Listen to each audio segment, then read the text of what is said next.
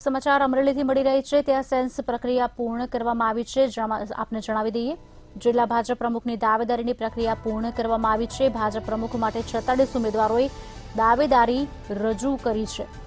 રાજુ શુક્લ, રાજેશ બાંભણિયા સહિતના લોકોએ ફોર્મ સ્વીકાર્યા હતા। 10 જાન્યુઆરીની આસપાસ નામ જાહેર કરવામાં આવશે, ત્યારે પ્રદેશમાંથી નક્કી થયા મુજબ આ નામ જાહેર કરાશે। રાજુ શુક્લે પ્રક્રિયા બાબતે માહિતી આપી।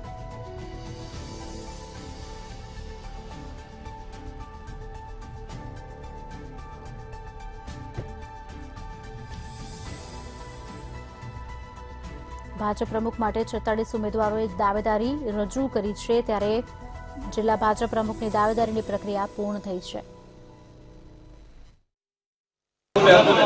આજે અમરેલી જિલ્લામાંથી કેટલા લોકોએ દાવેદારી કરી છે, કેટલા ફોર્મ આવ્યા, શું કહે?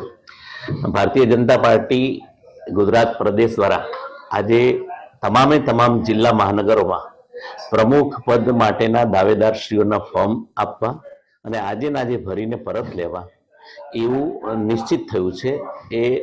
એના અનુસંધાનમાં અમરેલી જિલ્લામાં કુલ 46 ફોર્મ અત્યાર સુધી બધા કાર્યકર્તાઓ લીધા છે અને તમામ એમાંથી બધા લોકોના ફોર્મ ભરાઈને 2-3 જણના બાકી છે, બાકી બધાના ફોર્મ ભરાઈને આવી ગયા છે।